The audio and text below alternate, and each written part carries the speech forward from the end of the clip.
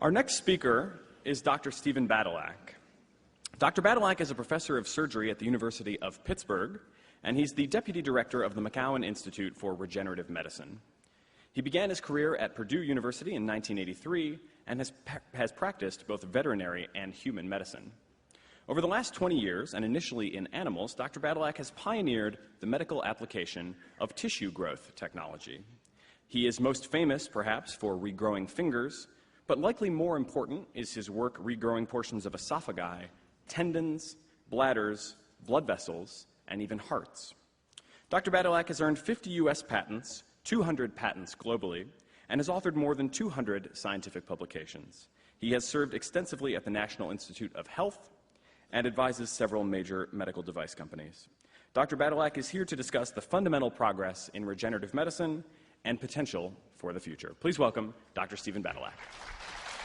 Thank you very much. Thank you, and it's a pleasure to be here. I was fascinated by this previous talk, and so as you just heard, our attempts to, our predictions actually, that we're going to transcend the limits of biology. What we're trying to do in regenerative medicine is actually capture even a fraction of what the potential of biology is, because if we can do that, I think we can take care of a lot of disease problems that are affecting the quality of life right now. And one thing that you'd like to keep in mind as you listen to the next 25 minutes or so is that what we're talking about here is not necessarily increasing quantity of life, but quality of life. Now, I think they both go together because we solve certain problems. But let's see, I should probably stand over here is what I should do. If we can advance these slides, maybe.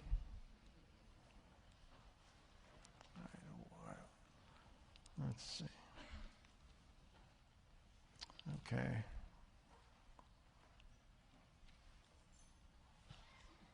All right, let's see, where should I be aiming this to advance this?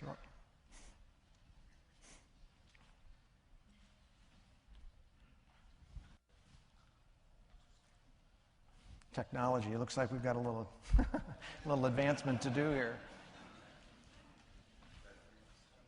No, it's lighting up. I don't know. Oh, there we go. All right, good. So I'm going to split this talk into three parts. I'm going to a little bit of philosophy about regenerative medicine, and then I'm going to give you a little background on one approach to reconstructing, or I don't like to use the word regenerating because it implies that we can perfectly recapitulate what happens when we're a fetus in developing tissues. So I avoid the word regeneration pretty much. I use things like constructive remodeling of tissues. And then I'm going to give you some clinical applications. So a little philosophy. What is this field of regenerative medicine? Some people, it used to be called tissue engineering. Now it's called, more commonly called regenerative medicine. And a very simple definition is what we're trying to do is replace functional tissues. If you've got a missing body part or an injured body part, what you really want is something that can replace it, that whatever it is that you were missing. And there's a lot of fancy definitions out there, but basically that's what we want to do. So why does the field exist? And in my opinion, the bottom line is there's a lot of things that we don't treat very well, or maybe we can't even treat at all. And here's a short list of these things. For example, esophageal cancer. How many in the audience here have reflux disease? Okay. Yeah, it's about right, about 10%. Or maybe you know somebody with esophageal cancer. 10% of you with reflux disease will develop a condition called Barrett's esophagus, and that'll go on to turn into cancer. And our treatment for that right now is removing your esophagus because we can't treat it. And I'll give you an example of that in a little bit. You have a stroke. There's very few people that think that we could recreate a functional part of the cerebral cortex. Now, maybe after the last talk, we may be able to do that, but right now we can't. You lose a limb, nobody expects us to regrow it. So all of our treatment strategies are based on things that we think are limits in the way that we can heal. So regenerative medicine comes along and says, maybe that's not necessarily true. If we think about these problems in a different way, rather than the traditional medical research paradigm that we practiced for the past 50, 100 years, perhaps we can think about, we can come up with strategies that would work. So this may be the single most important slide that I show, because it basically is the way we think about medicine and our response to injury that we've had this for 100 years. So when you injure tissue, you stop the bleeding by clotting the blood, and then cells come into the tissue, you get an inflammatory cell infiltrate, the cells in the injured tissue die, fibroblasts come in, they start to organize, they deposit new matrix around themselves, which organizes, and that turns into a scar, and that's what we think of as tissue repair. And there's lots of details that go into each one of these arrows and each one of these steps. But the bottom line is, we've all experienced this. You get a cut on your arm, it bleeds. For the next couple days, it's red, a little bit swollen, and you end up with a little bit of a scar. If you're only 2 years old and that happens, the scar probably disappears. As we get older, the scarring gets a little bit more severe. And in fact, an interesting fact that some people may not be aware of is that up until 16, 18 weeks of gestation, we can actually regenerate a lot of tissues that we can't after that point. At mid-gestation, we start to develop a very sophisticated immune system, our ability to recognize pathogens and develop antibodies against them and such. But what we lose is our ability to regenerate tissues. So it's a trade-off. As we become more sophisticated organisms, we've had to make those sorts of trade-offs. And so we developed this mechanism of scar tissue and tissue repair so that we survive injuries. So in the last 100 years, the real advances, all the advances, I think, can be lumped into 3 areas. We don't bleed to death very, very much anymore unless it's a catastrophic accident somewhere where you don't have help. We have loads of different medications that control inflammation. Everybody in this room is taking Advil or Nuprin or aspirin, which are anti-inflammatory medications. And we've gotten very good at that, and particularly with surgery. We now, laparoscopic surgery, arthroscopic surgery, instrumentation is just incredible. We get people out of the hospital in hours or days where it used to be weeks. The scars are smaller, but fundamentally, we've not changed any of this. We're just modifying these steps. At the end of the day, we still end up with a scar. Now, regenerative medicine says if we're really going to solve some of those problems I just showed you, we've got to change this. And we really can't go down here to the bottom and expect to change something right at the end, let all of this other stuff happen, and then magically end up with a different result. So we probably have to work up high. And this is where you hear about things like stem cell therapy. So at a site of injury, you put in a bunch of stem cells. Maybe they came from your umbilical vein that your parents saved, or maybe your bone marrow. And if that's the case, then this probably should be called something other than inflammation. Let's call it a constructive cell infiltrate, whatever it is. And what you're looking at are the different ways in which regenerative medicine are practiced. Some people will use a cell-based therapy here. Some people, like myself, will use a scaffold-based approach. Others will develop drugs, a pharmacologic approach, and those 3 approaches eventually all have to come together. But if that happens, and we're successful, then everything down here has to change. And this, to me, is the biggest step in our ability to translate regenerative medicine to the patient. Now, let me give you a good example. Stem cell therapy. Everybody knows what stem cell therapy is. So let's say you get injury, you put a bunch of stem cells at the site of injury, and 10% of them survive, and they start to grow because you put them in, and this is what you want them to multiply. It takes them maybe 10 days, maybe 20 days to reach a crisis, and then they start to need a blood supply, so they bring in all of these capillaries. Now, I'm a physician, and if you're looking at the site that you put these things, now it's 3-4 weeks after the surgery. You've got swelling because of this increasing mass of cells trying to turn into the right type of tissue. It's recruiting a blood supply, so it looks red. Because it's got a rich blood supply, it's warm. So you've got a swollen, red, warm spot at the site of surgery. Now, you come into the doctor's office, what's he going to think?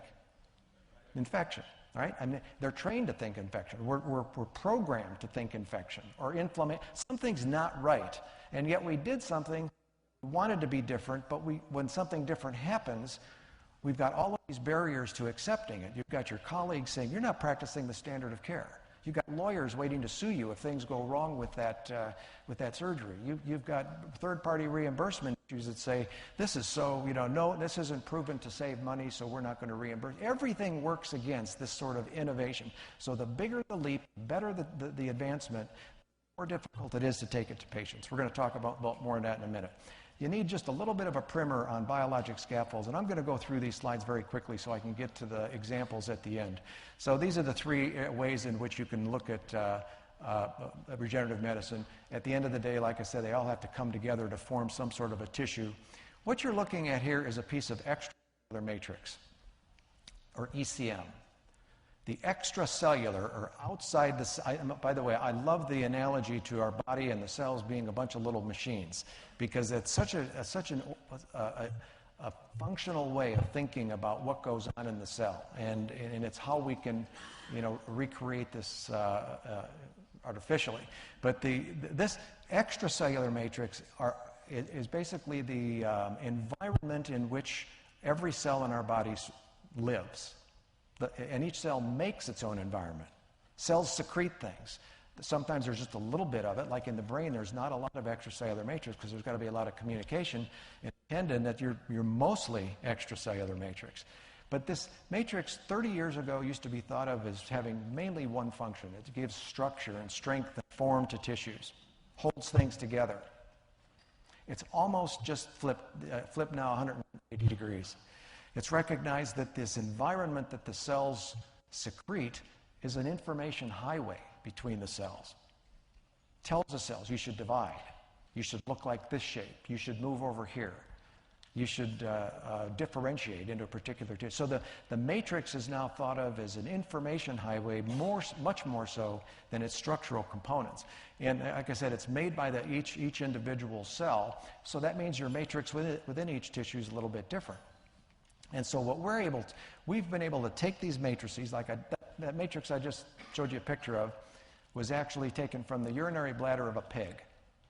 And almost all patients that have been treated with this approach up till now have used a xenogeneic implant, meaning a different species. So one might ask, well, how can you take a pig's extracellular matrix and put it into a person? And the main reason is that there are no cells there. On the surface of the cells are the epitopes that say, oh, you're foreign, I need to reject you. But the matrix is so important that it's been conserved through evolution to an extent that when a pig's matrix is put into a human, and probably a dinosaur or a mouse or a rat or whatever species, we don't recognize it as foreign. Let me restate that. We recognize it as foreign, but it sends good signals rather than danger signals. And so that's an important concept to keep in mind. Mother Nature, one way to think about the matrix is a medical device that's gone through hundreds of millions of years of R&D, the trial and error. And so we've got like the perfect scaffold now in which all of these cells can survive. And we've learned a lot about how they work. They're temporary. If we put them in as a device, all we want them to do is change the way that body heals at that spot where we put it.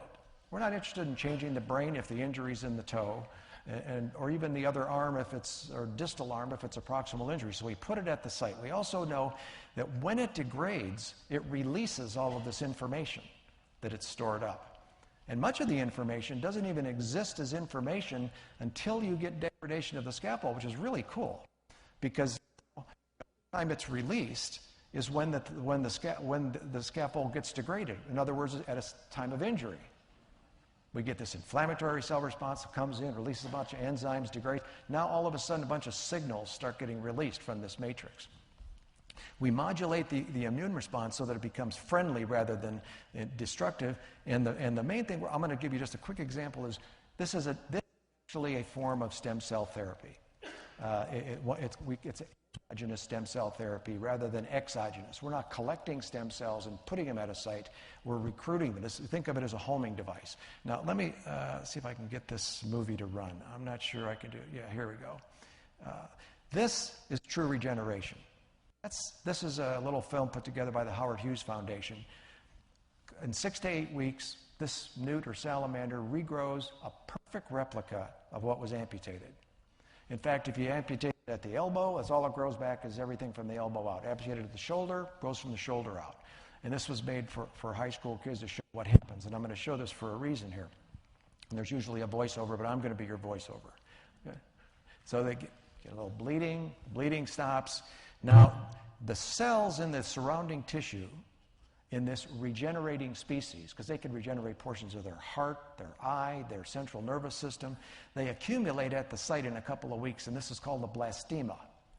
This blastema is an accumulation of pre-programmed stem cells right here. They come from the bone, they come from the cartilage, they come from the muscle, and they know what to do.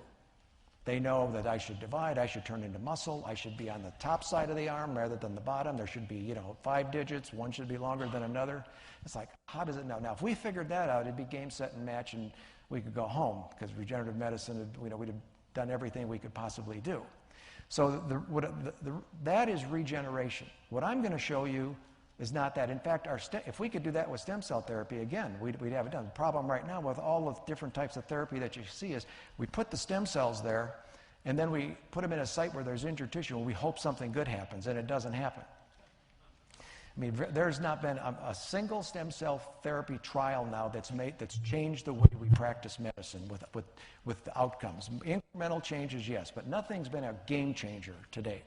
So let's look at what happens at the site of these scaffold placements. This is from a patient at UCLA. Dr. John Itamura did this shoulder repair on this patient, put in a scaffold to regrow a rotator cuff. We had to go in 8 weeks later for a whole other reason, said, let's biopsy this and see what's going on. So if you look at this accumulation of cells with new matrix, that doesn't look anything. Remember, the matrix that was put in had no cells in it. So everything you see here came from the patient. And if you put this in front of a pathologist, he would call that inflammation in a heart. I'm a pathologist. That is inflammation, the way we're trained to think about it. But if you ask, what is this cell, what's this cell up here, this bigger one, or what's this, what could be a lymphocyte, or maybe it's a histiocyte, all these different fancy names. What about this cell surrounding this little tubule up here? Maybe that's a lining cell of a blood vessel. Where did this they're rhetorical questions. We don't know, unless we do some very special staining. Now, I'm going to give you, and that turned into normal rotator cuff. I'm going to give you 3 other examples of studies we've done over the past 10 or 15 years. On the left here used to be an acellular piece of a pig's small intestinal submucosa, the matrix from a pig's small intestine. And we put it into a tendon location, and it turned into this blue tendon up here. This is a nerve sitting right next to it. So this was acellular, but at 2 weeks, that looks for all the world like inflammation, but it also is just a bunch of mononuclear cells. This used to be the pig's urinary bladder, and we put it into the temporomandibular joint of a dog as the meniscus. So a lot of people in this audience, I will bet, have TMJ problems. And it turned into this cartilage-type tissue. Now, one more example. This was a piece of extracellular matrix that was put into a rat's abdominal wall, and after a couple of weeks, got very cellular and turned into muscle. So acellular matrix turned into 3 entirely different functional, really, you could not tell that these weren't normal tissues. And we didn't do a thing other than put a nice environment at the site of healing and then get out of the way. Let Mother Nature do the rest. Because we don't understand all the signals that go on after that. So the question then becomes, well, what are all these cells that are accumulating there? How can they turn into tendon and cartilage and blood vessels and nerves? And so the question is, and how do they get there? So I'm going to rip through these next couple slides quickly because this isn't meant to be a science lecture. But what we do is take these different forms of matrix, we fractionate them, we break them down, isolate all of these different fractions, and then what we do is we put them into it's called a Boyden chamber, where we put this is inside a little plate that goes under a microscope, and there's these red things represent a membrane that's got very tiny pores in it, and we put cells on the top, and we put our unknown, these little fractions from the matrix on the bottom, and say, what effect do these degradation products of the matrix have on these cells? And so if we put stem cells in the top, and then we put these fractions on the bottom, we can find those that attract them. And the bottom line on that is that we identified fractions, degradation products that actually recruited very potently recruited stem cells. this homing device I was talking about. There's more than one. So Vineet Agrawal in my lab, an MD PhD student, about a year or 2 years ago, developed a model where we would take these mice and we would amputate their digit. It'd be the equivalent of taking your middle finger right in the second bone in the middle and amputate. It'll never grow back on its own. If you did it on a third digit, occasionally it will. And then what we did was, this is what happens if you don't do anything. Mice are really good at healing things. So in 14 days, you get complete scarring right here, where I don't know if you can see this red dot, but it's got a very thick skin over the top, scar tissue right in here, and here's the amputated bone.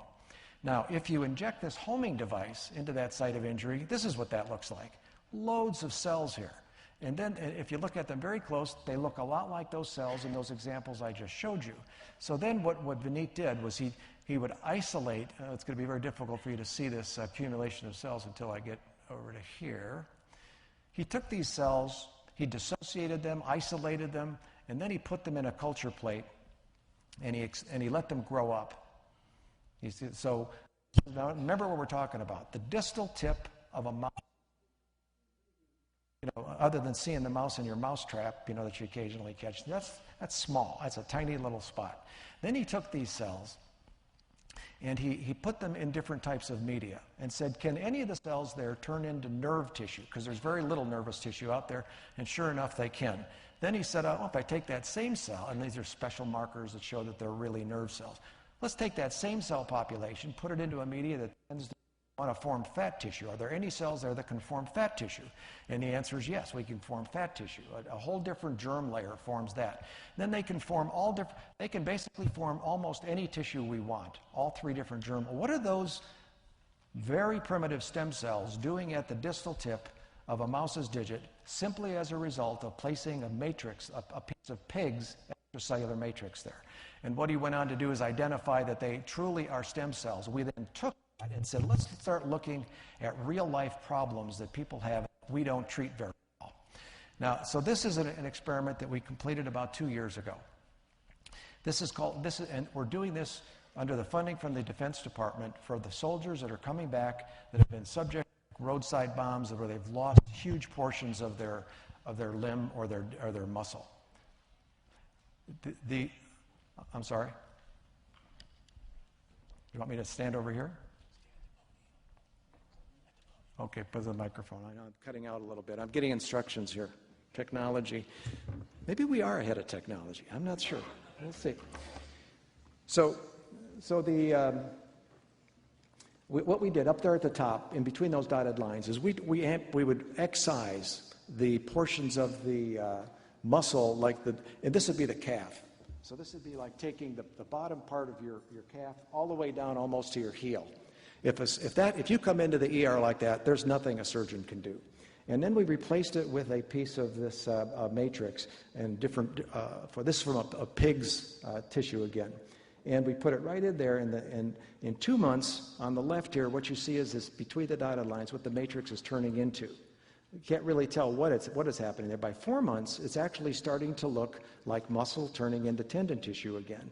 And then if we start looking at it histologically, what we start to see, let me back up a slide, we can't, is that it actually is starting to form cells that are looking like muscle cells. And the markers on those muscle cells, those red dots, are the same markers that we saw on the distal tip of that mouse's toe. So we're making the same thing happen in this model in the dog that happens in the mouse. And then the bottom line on these slides is that by 6 months, this muscle is essentially normal looking. And in fact, it's got blood vessels that you can see all through here with these little brown circular things. And if you go a little further, we can find nerves that are going through it. And if we go further, we can then do an EMG, electromyogram, where we put electrodes on there and show that we can stimulate it and get a response. And this is the best picture that's ever come out of my laboratory, because I'm not sure that you can see it, but every one of these red tube structures is a new skeletal muscle cell that's now sitting where a pig's urinary bladder matrix was. All of these green dots are the attachment of a nerve to each one of these new muscle fibers. This is essentially new muscle tissue that, when you look at how strong it can contract, is 50% of the contralateral normal leg. Now, this was a really exciting result for us, because we essentially were able to form new tissue from nothing. The significance here is that we can de novo generate new skeletal muscle tissue. So this is Corporal Hernandez. He was a medic in Afghanistan about 4 years ago when they were attacked, and he lost about 95% of his quadricep muscle. The origin of the muscle was intact, and so was the part it goes to the knee. So he was our first patient about 3 years ago, and these are the sorts of comments he had, because he'd been through like about 25, 30 different surgeries. He says, I'm 22. He says, am I going to have to live like this the rest of my life? He said, why should I be going through more physical therapy? I've been doing that for years. Nothing's happening. The last surgery I had didn't help. Why should I go through another surgery? He was giving up. He wanted amputation because he couldn't do things like walk up steps, sit down, play with his nephews and nieces, and he was depressed. So we went in and we actually replaced that missing muscle where scar tissue had formed with a piece of the scaffold material, a very small piece. And what this picture shows is that right here these are identical CT scans. On the left, where he should have muscle up here, he's got just a little bit of connective tissue. And now we've got a signal showing that there's new muscle tissue forming.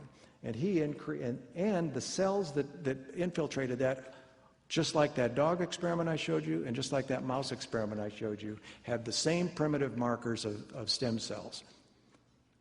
So let me recoup here for a second, review here for a second. We've got a non-treatable injury because we're missing tissue. We take a pig's extracellular matrix and use it as an inductive scaffold.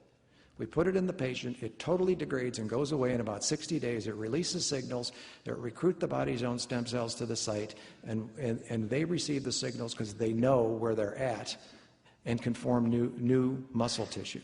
And in fact, so Corporal Hernandez he was just on the Huckabee show a couple of months ago showing he was lifting weights, and it's totally changed his quality of life. Now, we'd put a very small piece in, and his name's Isaiah. He wants a second surgery so he can get a little bit more. So I'm going to show you one more example. Let's see here. Can I get there quick so we can leave time for a question or two? Okay. All right. We talked about esophageal cancer. I'm going to contrast it with colon cancer. On the right, look at the incidence of both of these. Colon cancer on the right, that's a polyp. Incidence is 0.58% per year. Barrett's esophagus, which is the precursor of esophageal cancer, 0.5% per year. Essentially the same. If we see a colon polyp, we go in and remove it because we know it's going to turn into cancer. If we see this in the esophagus, we don't do anything other than watch, maybe put you on antacids. And the reason is if you go in and try to manipulate the esophagus, it turns into scar tissue. Scar tissue, it strictures, you can't swallow. The treatments in the early stages is worse than the disease. So we wait to turn into cancer, and then we remove the esophagus. And to me, that's a philosophy of failure. This is a barium swallow showing you get these types of strictures. We have to be able to do better than that. The gold standard is an esophagectomy. So we did a couple of studies starting 10 years ago showing that if we replaced portions of the esophagus in a dog model, we got beautiful remodeling. If we replaced the entire circumference, we got lousy remodeling. And we would end up with this sort of stricture all of the time. And we said, no, what's the difference? And so we had to combine two of those modalities. We had to put the scaffold right adjacent to the skeletal muscle that's in the neck so that the muscle could serve as the source of cells for this therapy. And so then what we did was this study in which we were able to show, again in an animal experiment, this is a dog where the head would be at the left and the tail of the dog would be at the right. This is the windpipe up here above. This blue line represents the portion of the esophagus that was removed in its entirety, like you would do in a patient. And there's nothing that can be done there other than to drag your stomach up through your chest and attach it to what's left in the throat. And we formed this type of tissue.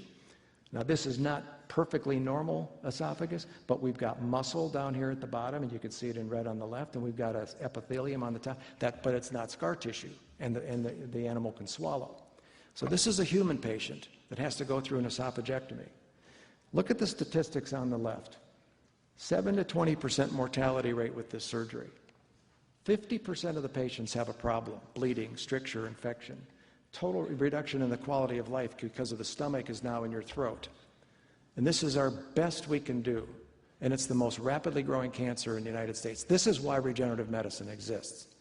So we took this same philosophy of changing the default mechanism of healing by placing a scaffold, and Dr. Blair Jobe did this, all through an endoscope. Stick an endoscope down the throat, and what he did then was, right at where the esophagus meets the stomach, he made a complete 360-degree incision down through the mucosa, did the same thing up top, tunneled down at 2, 6, and 10 o'clock, and then over on the right here, if we can get that movie to run. Yeah. What you'll see is him stripping out the entire lining of the esophagus. It's kind of like taking your sock off inside out. Now, that would stricture there isn't a surgeon in the country that would do that therapeutically, because it will stricture every single time. And you can imagine what this patient, what this might feel like. He is under anesthesia, and I don't know, whether it was, the bit about consciousness or not. I hope I'm not conscious in this. So if we then look at what was taken out, this is what was removed from that patient. Now you got something. Now you can tell how advanced the cancer was. We go in, take a piece of this scaffold, turn it into a tube, and basically wallpaper the inside of the esophagus. And we put a little stent in there just to hold it in place for a couple of days, and then take it out. And what you're looking at here are biopsies from this patient. This is after taking out that mucosa. Here's the stent. On the right is the healing after 2 weeks, 5 weeks, 10 months, 13 months. And these patients are now 2 and 3 years out. And this is what the biopsies look like. That's just showing you that cancerous tissue had turned into normal tissue. And this is Dr. Jobe and the patient the day after surgery. So it goes from...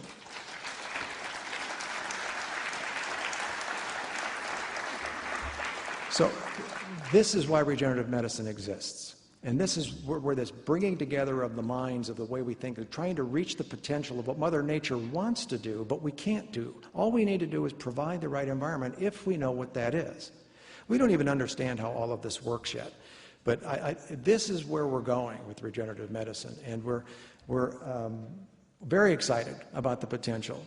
I personally believe we're going to be able to treat stroke patients or recreate portions of functional thinking brain. And I don't think it's going to be, 20, 30 years from now. I think it's within our lifetimes. Thank you very much. Appreciate it. Great job. Do you have a couple questions? You can use this microphone. Okay, we've got time for 1 or maybe 2 questions. Very briefly, a quick announcement. The reason we had to pull Dr. Badylak to the side here was someone is using a wireless mic, probably a member of the press, and it's interfering with one that we have here on stage. So if you're using a wireless mic in the auditorium here, go to the press room and get your frequency checked and make sure that you're not the one.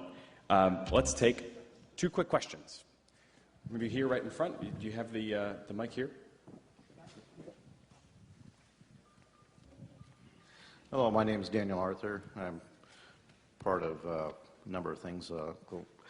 What I'm wanting, PhoneApp.com, Long Live Research Institute, a bunch of other stuff, too many things. Getting back to your talk specifically, I saw you on 60 Minutes, and this is a great follow-on to this. Why is, notwithstanding what he's done with esophageal patients there, why is this not becoming a standard of care more rapidly? I'm still not hearing this persuasively permeating the medical community. I saw your stuff years ago on TV. Why is this not standard of care, or are we just going to be having mayhem upon our patients for a while longer? Good question. And the reason is we learned that, remember that biopsy I showed you with the shoulder with all of the problems there? So when that patient was done in the year 2000, in the next 2 years, that became so popular in orthopedics that everybody was starting to just put in scaffolds, whether they were good scaffolds, bad scaffolds, not knowing what to expect, panicking when the patients would come back with swelling and redness, even though the patients were fine.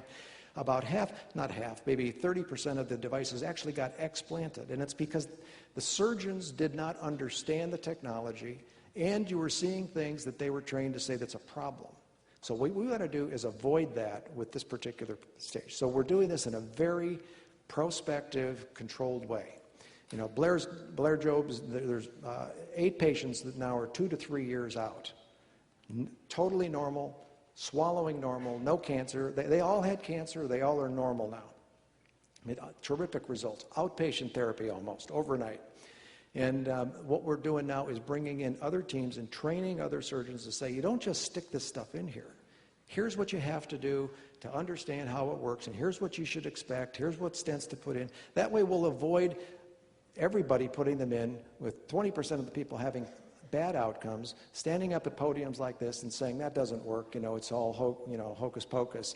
And so it's unfortunate, and we have to educate the FDA. They do not understand how this works. And in fact, many very good scaffolds that could be used right now are held up because of the regulations right now by the FDA. So that's a short answer to your question. No, we don't know how the FDA works, that's for sure. Yeah, it's changing every day. We've got one more here on the aisle. What's your speculation on how the cell knows where it is to become where, because you're putting it into a pig matrix, but somehow it knows it's in a boron. Right, exactly. The question is, what's speculation as to how the cells know what it is? Now, for applications like this, we can use two parts to the question. We can use a pig's intestine and put it in the esophagus, and it knows it should be, recruit those types of cells. And however, we're now getting into what's called whole organ engineering, where we will decellularize a whole heart, a whole liver, or a kidney, repopulate it, and grow it. And that needs a tissue-specific matrix. You have to have a liver matrix to put in to make a liver. Now, the direct answer to your question, though, is those cells that get there that have the potential to turn into lots of different tissue types depend upon signals at that location. So let's look at the orthopedic application, for example. If we did nothing, if we'd have put Isaiah's leg in a cast, like most orthopedic surgeons would want to do, say, look, this injury is too severe, we've got to let you heal before we let you start bearing weight, the scaffold would degrade, the cells would accumulate, they wouldn't know what to do because they're not receiving signals saying, I should bear weight, and they go away. Totally against the standard of care for rehabilitation. So now, Isaiah, the day after surgery, was doing exercise. We did 2 patients last week with similar problems. The day after surgery, they're doing a non-traditional. So we have to allow the patient to let the environment teach the cells what they're supposed to turn into. It's called the microenvironmental niche conditions. So it's an excellent question, though. Thank you all very much for your attention. Dr. Stephen Badylak, thank you very much.